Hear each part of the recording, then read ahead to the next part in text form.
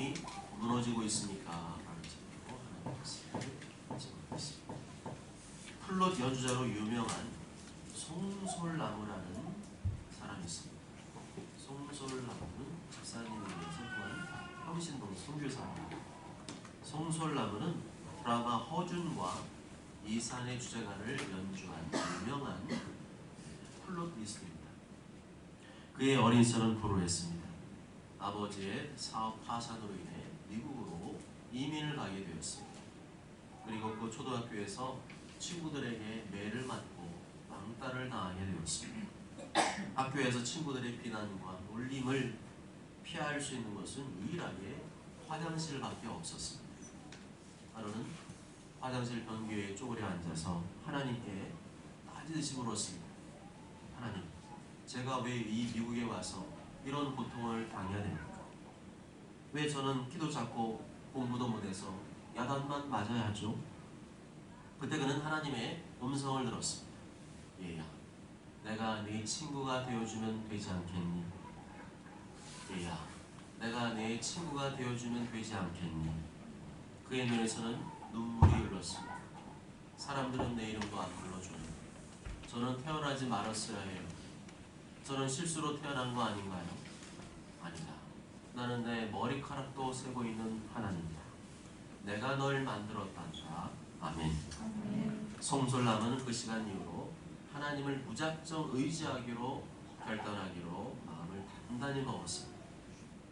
근데 그렇게 내가 주님을 위해 살겠다 결단했을 때 어디서 플룻 소리가 들려오는 거예요. 그런 세상에서 주는 소리가 아니었겠죠. 그 이후로 하나님의 신비로운 섭리 가운데 음악을 시작하게 되었고요. 13살에 줄리어드 음대라고 유명한 데가 갔어요. 다 들어보셨어요. 줄리어드 음대 그 전에 있는 프리스쿨이 있대요. 거기 프리스쿨 애들이 줄리어드 음대를 지나가겠죠. 그 프리스쿨 장학생으로 선발이 되었어요. 그리고 어린 나이에 뉴욕에 있는 링컨 센터 카네기 홀에서 독주 연주를 할 정도로 그 실력을 인정받게 되었습니다. 그는 이렇게 세계 최고의 무대에서도 연주하고 있지만 거기만 그런 무대 화려한 데서만 연주하는 사람이 아닙니다. 이분은 아까 집사님이지만 평신도 선교사라 그랬잖아요. 이분은 빈민촌 거리에 가서도 연주를 합니다. 이게 크리스찬의 모습이 되어야 될 것 같아요. 세상 사람들은 내 손이 얼마나 귀한데 막 이러면서 다른 데 가서 안 하고 막 이래요. 굉장히 막 자기를 되게 막 으쓱하고 막 이러는데 우리 크리스찬들은 그러지 않았으면 좋겠어요. 그런 무대에 서서 멋지게 연주해서 하는 경험을 드리고 뿐만 아니라 정말 그런 혜택을 못 받는 사람들, 빈민들, 어려운 사람들 그들에게도 연주를 통해서 그들의 소망을 주는 그런 선교사적인 삶을 살았으면 좋겠습니다. 그런데 그럴 때마다 이 송솔나무 집사님은 나의 청중은 한 분이라는 생각으로 항상 연주를 한다. 나의 플룻 연주를 들으시는 청중은 단 한 분 하나님이시라는 마음으로 연주를 한다. 세상의 연주는 하면 할수록 피곤하고 지치지만 찬양은 하면 할수록 능력이 나타나고 천국의 문을 열게 됩니다. 악기는 복음을 전하는 도구일 뿐 그 이상도 그 이하도 아니라고 생각하며 모든 영광은 오직 하나님께 돌립니다. 아멘. 무엇이 송솔나무를 이렇게 멋진 하나님의 사람으로 만들어 주었습니까? 그 비결이 무엇인가요?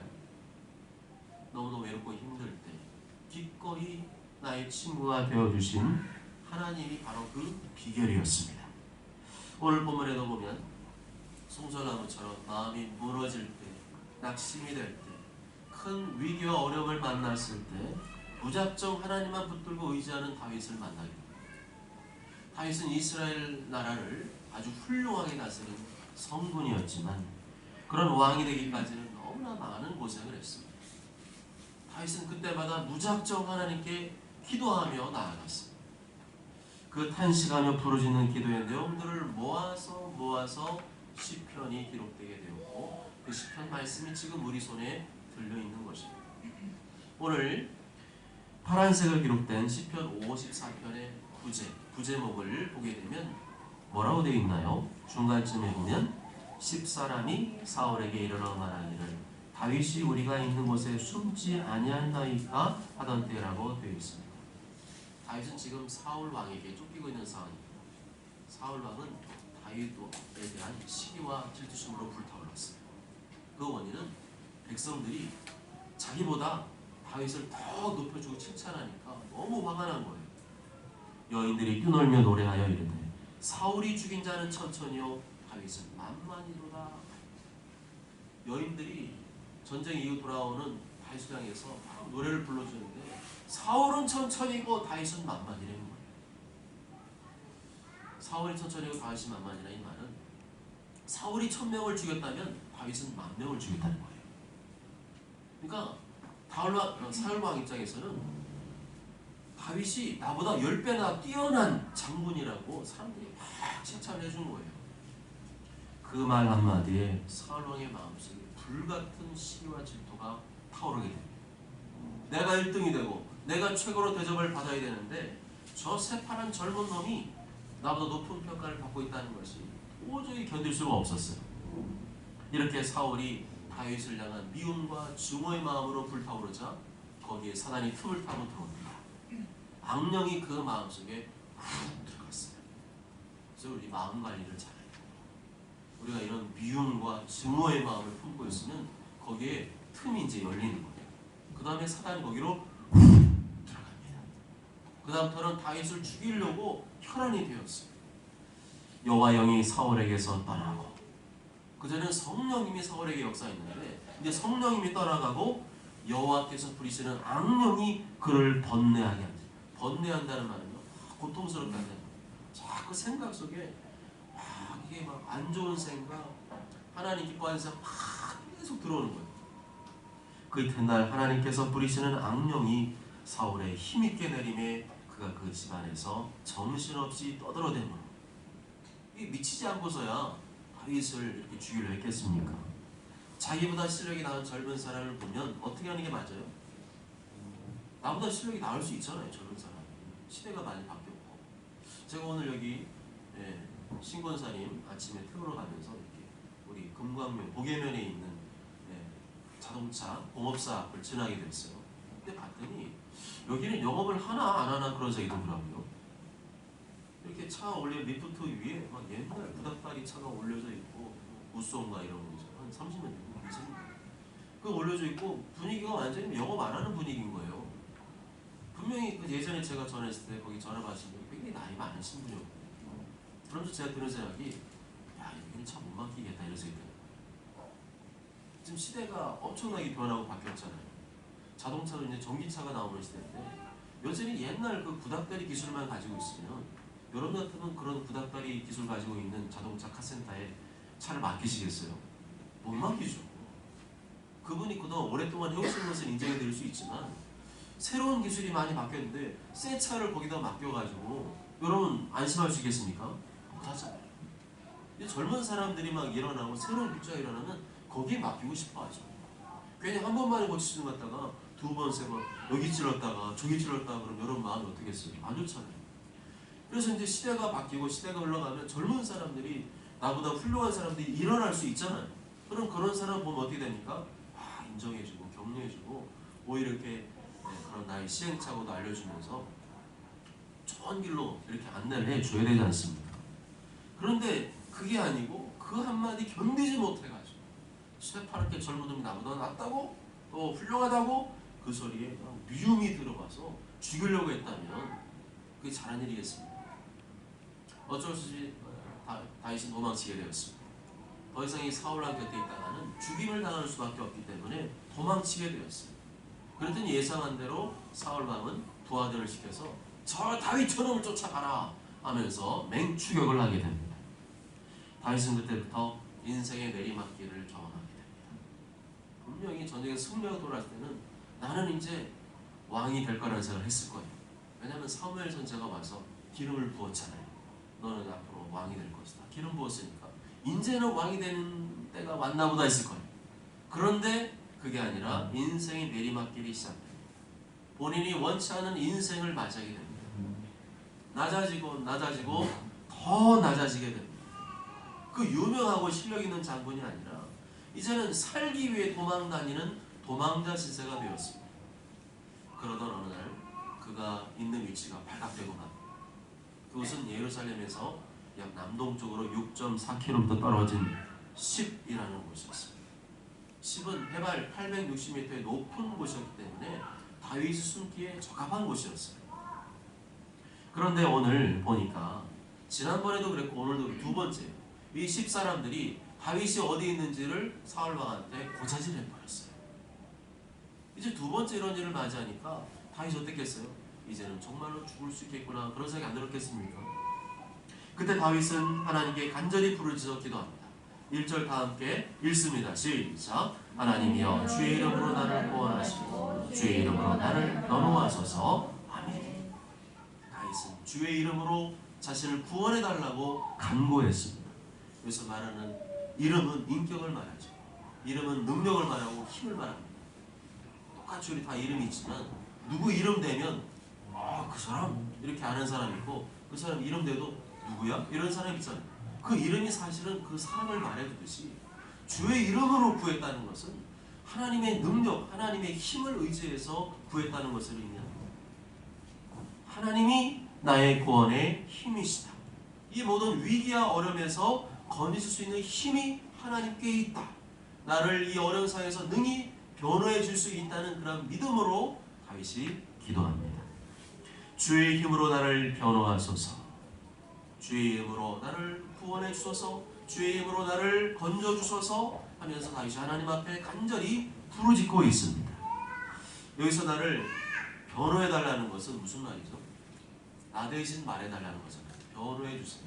내가 말하는 것보다 하나님 말씀하시는 게 더 좋습니다. 이런 뜻이지 않습니까?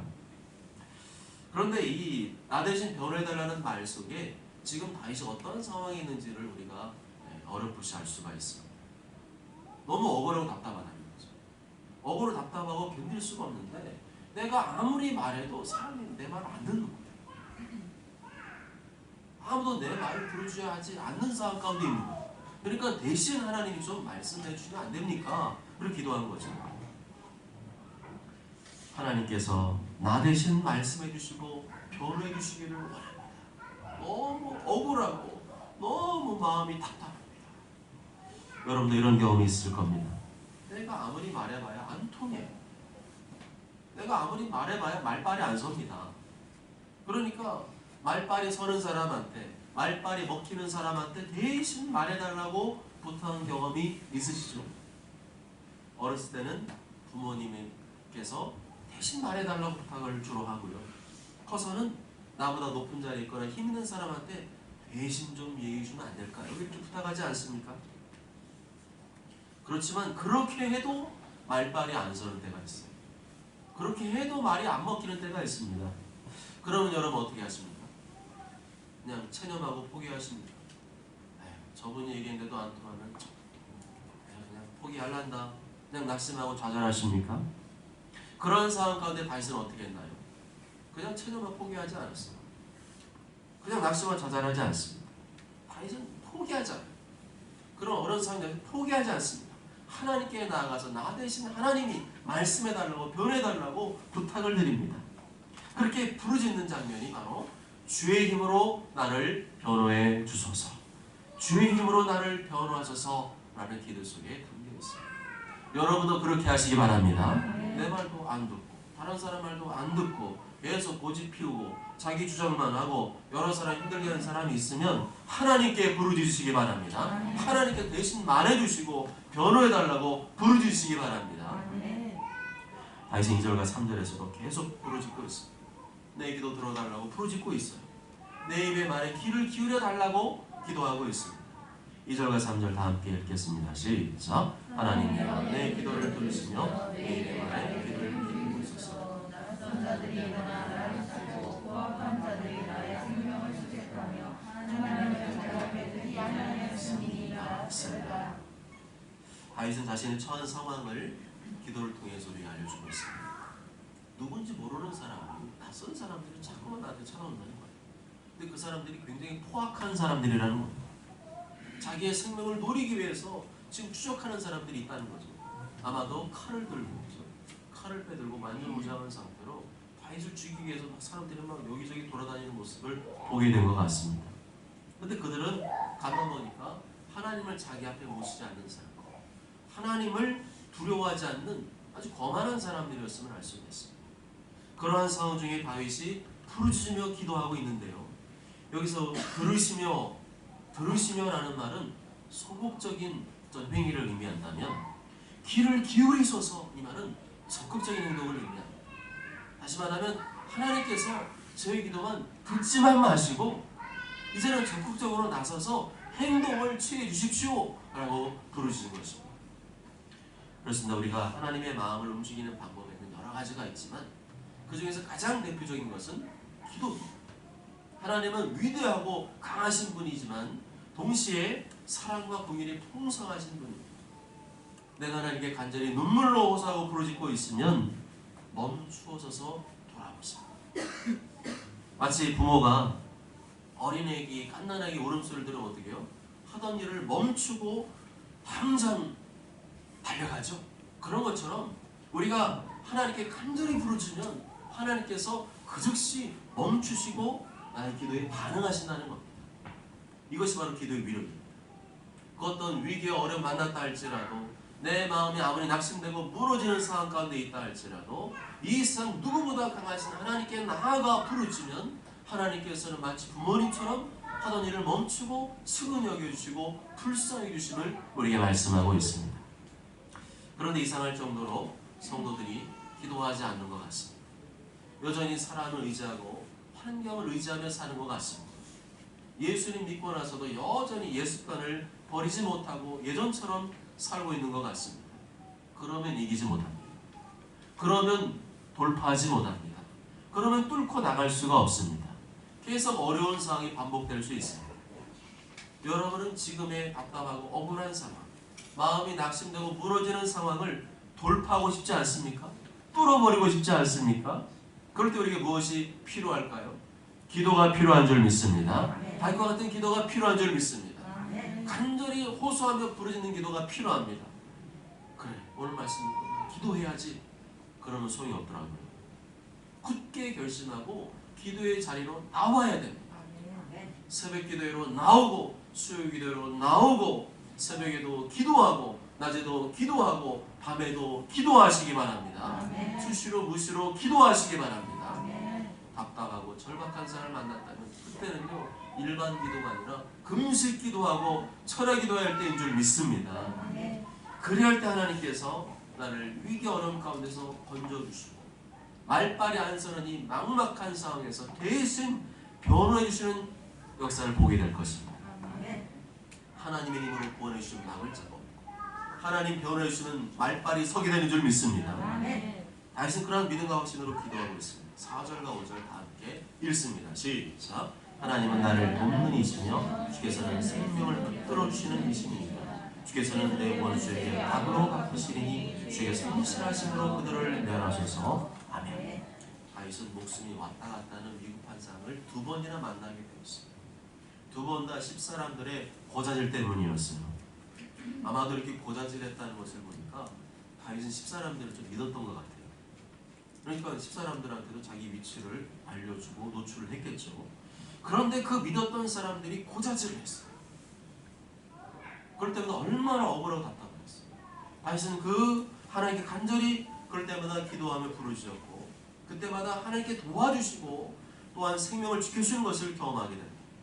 뿐만 아니라 그런 정도가 아니라 이 어려운 상황을 뒤집어서 사울 왕을 복수할 기회를 얻게 됩니다. 이 모든 것은 다윗이 하나님께 간절히 부르짖어 기도했을 때 일어난 하나님의 응답이었습니다. 그렇지만 다윗은 두 번이나 사울 왕을 죽일 기회가 왔거든요. 그렇지만 그렇게 하지 않았어요. 두 번이나 자신의 직접 복수하는 대신에 주님께 맡겨드렸습니다. 주님께서 원수를 갚아주시도록 맡겨드렸습니다. 그런데 이것이 또한 하나님을 기쁘시게 했습니다. 악을 악으로 갚지 않고 악을 선으로 갚는 마음, 원수 사랑하며 용서하는 마음, 원수에게도 자비와 긍휼을 베푸는 마음, 이것이 하나님 마음을 기쁘시게 하고 하나님의 마음에 합한 자라는 평가를 받게 했던 것입니다. 원수도 사랑하시기 바랍니다. 용서하시기 바랍니다. 축복하며 기도하시기 바랍니다. 원수가 어려움에 처했을 때 못 본 채 하지 마시고 도와주고 손 내밀어 주시기 바랍니다. 그래야 원수가 나를 통해 예수님의 사랑을 보게 하시길 바랍니다. 6절에서는 다윗이 하나님께 낙헌제를 드리며 주님께 예배한다고 고백합니다. 하나님께 감사를 고백하죠. 하나님 선하시다. 여기서 말하는 낙헌제는 즐거울 낙자 그리고 바칠 언자입니다. 즐겁게 바친다는 거예요. 즐거운 마음으로 하나님께 예배를 바치고 예물을 바친다. 이게 바로 낙헌제입니다. 하나님께서 다윗으로 하여금 이 위기와 어려움 가운데서 부르짖게 하시고 그 부르짖고 응답된 결과 최종적으로는 하나님이 원하신 게 뭐였어요? 다윗을 통하여 예배를 받기를 원하셨다. 예배를 받으시고 감사를 받으시고 찬양과 영광을 받기를 원하셨던 것입니다. 우리의 삶 속에 일어나는 모든 일도 어려움도 왜 일어나는 거예요? 부르짖게 하시려는 거예요. 부르짖게 하시고 부르짖음을 통해서 응답을 받게 하시고 응답을 받은 결과 하나님께 감사와 찬양을 돌리게 하시는 줄 믿습니다. 하나님은 최종 목적은 그겁니다.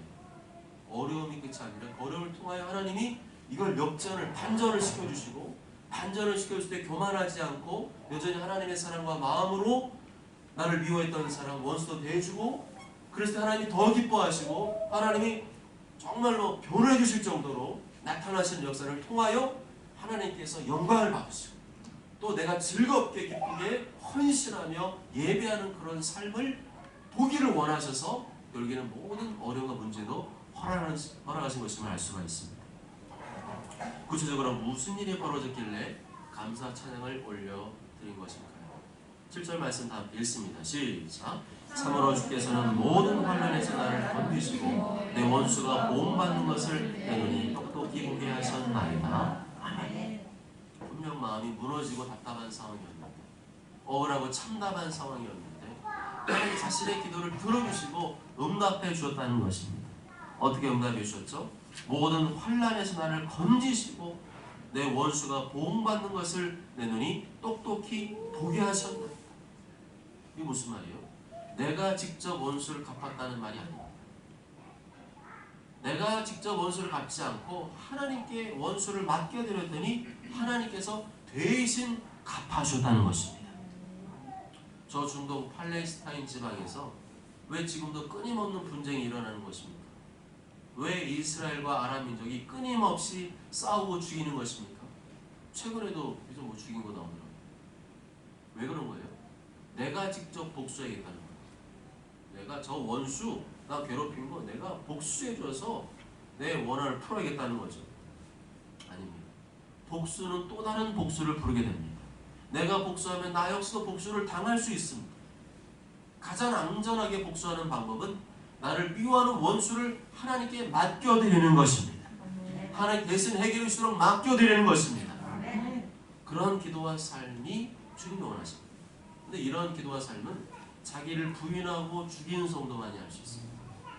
예전에는 이 분노를 참지 못하니까 내가 직접 복수해야지만 속이 시원했다면 이제는 예수를 믿고 난 다음에는 내 성질을 죽이고 내 분노를 누르고 하나님께 맡겨드리는 그런 성도만이 이러한 시편 54편의 경험을 할 수 있는 것입니다.